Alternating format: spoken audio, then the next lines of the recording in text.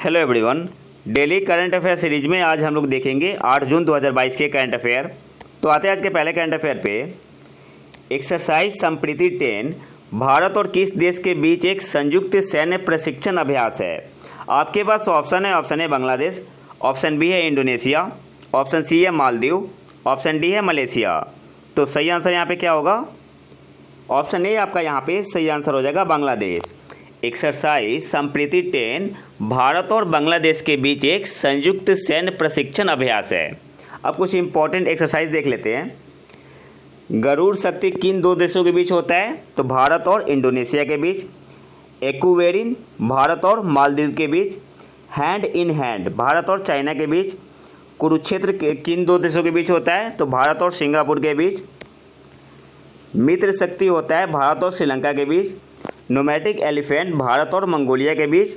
मैत्री एक्सरसाइज भारत और थाईलैंड के बीच। एक बार और देख लेते हैं। गरुड़ शक्ति भारत और इंडोनेशिया के बीच। एक्वेरिन भारत और मालदीव के बीच। हैंड इन हैंड भारत और चीन के बीच। कुरुक्षेत्र भारत और सिंगापुर के बीच। मित्र शक्ति भारत और श्रीलंका के बीच। नोमैटिक एलिफेंट भारत और मंगोलिया के बीच। मैत्री एक्सरसाइज भारत और थाईलैंड के बीच। वज्र प्रहार भारत और अमेरिका के बीच। युद्ध अभ्यास भारत और अमेरिका के बीच होता है। शक्ति एक्सरसाइज भारत और फ्रांस के बीच। धर्म गार्जियन भारत और जापान के बीच। सूर्य किरण भारत और नेपाल के बीच। सिम्बेक्स भारत और सिंगापुर के बीच। और एक्सरसाइज लामित्य भारत और सेशल्स के बीच। इंपॉर्टेंट है, यहाँ से एग्जाम में क्वेश्चन आता है यहाँ से। तो एक बार और देख लेते हैं। वज्र प्रहार भारत और अमेरिका। युद्ध अभ्यास भारत और अमेरिका। शक्ति एक्सरसाइज भारत और फ्रांस। धर्म गार्जियन भारत और जापान। सूर्य किरण भारत और नेपाल। सिम्बेक्स भारत और सिंगापुर। और एक्सरसाइज लामित्य भारत और सेशल्स के बीच। एक और एक्सरसाइज है बाल्टोप्स। बाल्टोप्स नेवल एक्सरसाइज है। ये कौन सा एसोसिएशन करता है? तो नाटो करती है। बाल्टोप्स नेवल एक्सरसाइज कौन करता है? नाटो। और इस बार कहाँ हुआ है? बाल्टिक सी में। बाल्टिक सी में। नेक्स्ट आते हैं। एक्सरसाइज कॉन्क्वेस्ट क्या है? आपके पास ऑप्शन है यह एक बहुराष्ट्रीय शांति स्थापना अभियान अभ्यास है। It is a multinational peace keeping operation exercise. Option B है पाकिस्तान भारत और बांग्लादेश के बीच युद्ध अभ्यास है। ऑप्शन सी है ईरान और इराक के बीच युद्ध अभ्यास है। ऑप्शन डी है इनमें से कोई नहीं। तो सही आंसर क्या होगा? एक्सरसाइज कॉन्क्वेस्ट क्या है? तो यह एक बहुराष्ट्रीय शांति स्थापना अभियान अभ्यास है। ऑप्शन ए आपका यहाँ पे सही आंसर होगा। अब थोड़ा डिटेल में देख लेते हैं। एक्सरसाइज कॉन्क्वेस्ट 2022 एक बहुराष्ट्रीय शांति रक्षा अभ्यास मंगोलिया में शुरू हुआ है। तो यहाँ से आपको याद क्या रखना है, जो एक्सरसाइज कॉन्क्वेस्ट है वो कौन से देश में शुरू हुआ है? तो मंगोलिया में शुरू हुआ है। यह 14 दिनों तक चलेगा। इस अभ्यास में भारत सहित 16 देशों के सैन्य दल शामिल है। नेक्स्ट आते हैं। बैखो उत्सव मुख्यतः भारत के किस राज्य में मनाया जाता है? आपके पास ऑप्शन है मणिपुर, ऑप्शन बी है यूपी, ऑप्शन सी है असम, ऑप्शन डी है तेलंगाना। तो सही आंसर यहाँ पे क्या होगा? ऑप्शन सी आपका यहाँ पे सही आंसर हो जाएगा असम। बैखो उत्सव मुख्यतः असम में मनाया जाता है। बैखो त्यौहार असम राज्य में मनाया जाता है, जिसे पूर्वोत्तर भारत का प्रवेश द्वार भी कहा जाता है।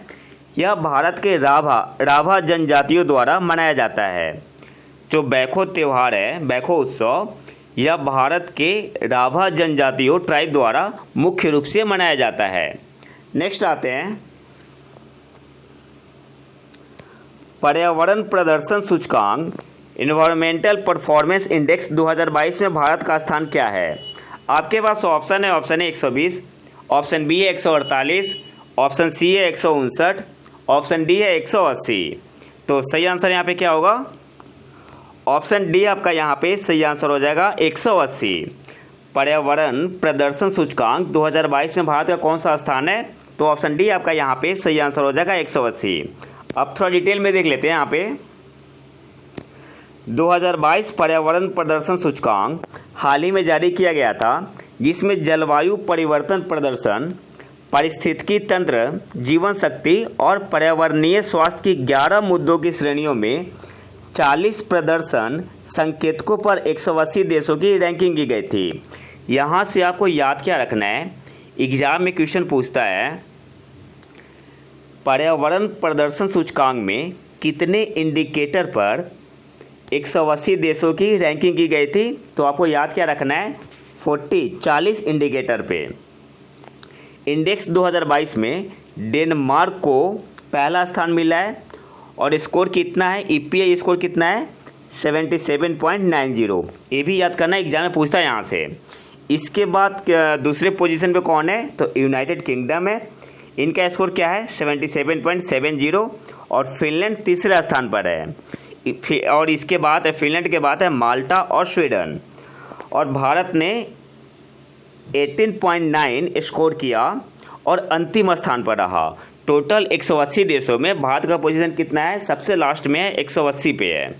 और भारत ने स्कोर कितना किया था, तो 18.9। नेक्स्ट आते हैं, किस राज्य ने बीच विजिल ऐप लॉन्च किया। आपके पास ऑप्शन है महाराष्ट्र, ऑप्शन बी है तमिलनाडु, ऑप्शन सी है गोवा, ऑप्शन डी है नन ऑफ दीज। तो सही आंसर यहाँ पे क्या होगा, बीच विजिल ऐप किसने लॉन्च किया है, तो ऑप्शन सी आपका यहाँ पे सही आंसर हो जाएगा, गोवा ने। गोवा के मुख्यमंत्री प्रमोद सावंत ने गोवा के पर्यटन क्षेत्र और समुद्र तटों को प्रकाश में रखते हुए बीच विजिल ऐप लॉन्च किया। नेक्स्ट आते हैं, रक्षा अधिग्रहण परिषद, डीएसी बोलते हैं शॉर्ट में, रक्षा अधिग्रहण परिषद ने किस संस्थान द्वारा डोर्नियर विमान और SU-30 MK-1 एरो इंजन के निर्माण को मंजूरी दी। आपके पास ऑप्शन है इसरो, ऑप्शन बी है HAL Hindustan aeronautics limited, option C है DRDO, ऑप्शन डी है भेल। तो सही आंसर यहाँ पे क्या होगा, ऑप्शन बी आपका यहाँ पे सही आंसर हो जाएगा, HAL। रक्षा अधिग्रहण परिषद ने किस संस्थान द्वारा डोर्नियर विमान और सुखोई 30 MKI एरो इंजन के निर्माण को मंजूरी दी। तो सही आंसर यहाँ पे क्या होगा, ऑप्शन बी आपका यहाँ पे सही आंसर होगा, हिंदुस्तान एरोनॉटिक्स लिमिटेड को। ऑप्शन बी आपका यहाँ पे सही आंसर होगा। नेक्स्ट आते हैं, अग्नि-4 क्या है जिसका हाल ही में भारत द्वारा परीक्षण किया गया था। आपके पास option A intermediate range ballistic missile, option B है पनडुब्बी रोधी मिसाइल, ऑप्शन सी है next generation corvette, option D है अंतर महाद्वीपीय इंटरकॉन्टिनेंटल बैलिस्टिक मिसाइल। तो सही आंसर यहाँ पे क्या होगा, अग्नि-4 क्या है, तो एक इंटरमीडिएट रेंज बैलिस्टिक मिसाइल है। ऑप्शन ए आपका यहाँ पे सही आंसर होगा। अच्छा, न्यूज़ में क्यों बना हुआ है, तो भारत ने इंटरमीडिएट रेंज की बैलिस्टिक मिसाइल अग्नि-4 का सफल परीक्षण किया है। प्रशिक्षण का सफल प्रक्षेपण ओडिशा के APJ अब्दुल कलाम द्वीप से किया गया। अग्नि-4 एक इंटरमीडिएट रेंज की बैलिस्टिक मिसाइल है जिसकी मारक क्षमता कितनी है, 4000 किलोमीटर। नेक्स्ट आते हैं, समाचारों में देखी गई एटालिन जल विद्युत परियोजना को किस राज्य या केंद्र शासित प्रदेश में स्थापित करने का प्रस्ताव है। आपके पास ऑप्शन है सिक्किम, ऑप्शन बी है मेघालय, ऑप्शन सी है अरुणाचल प्रदेश, ऑप्शन डी है केरल। तो सही आंसर यहाँ पे क्या होगा, ऑप्शन सी आपका यहाँ पे सही आंसर हो जाएगा, अरुणाचल प्रदेश में। एटालिन जल विद्युत परियोजना को अरुणाचल प्रदेश में स्थापित करने का प्रस्ताव है। नेक्स्ट आते हैं,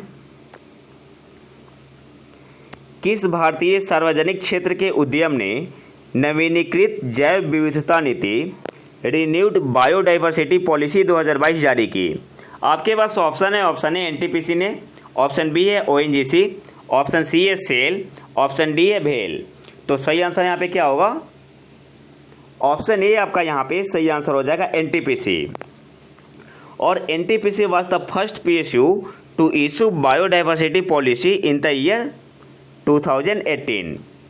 नेक्स्ट आते हैं, भारत ने हाल ही में जलवायु कार्रवाई क्लाइमेट एक्शन और पर्यावरण संरक्षण climate action and environmental protection पर सहयोग बढ़ाने के लिए किस देश के साथ एक समझौता ज्ञापन पर हस्ताक्षर किया है? आपके पास ऑप्शन है, option A France, option B है नेपाल, ऑप्शन सी है कनाडा, ऑप्शन डी है नन ऑफ दीज। तो सही आंसर यहाँ पे क्या होगा? ऑप्शन सी आपका यहाँ पे सही आंसर हो जाएगा, कनाडा। भारत ने हाल ही में जलवायु कार्रवाई और पर्यावरण संरक्षण पर सहयोग बढ़ाने के लिए किस देश के साथ एक समझौता ज्ञापन पर हस्ताक्षर किया है? तो सही आंसर क्या होगा? ऑप्शन सी, कनाडा के साथ। तो ये तो था हमारा 8 जून 2022 का करंट अफेयर। अगर वीडियो पसंद है तो लाइक करें और चैनल को सब्सक्राइब जरूर कर लें। मिलते हैं नए वीडियो में नए टॉपिक के साथ, तब तक के लिए नमस्कार, जय हिंद।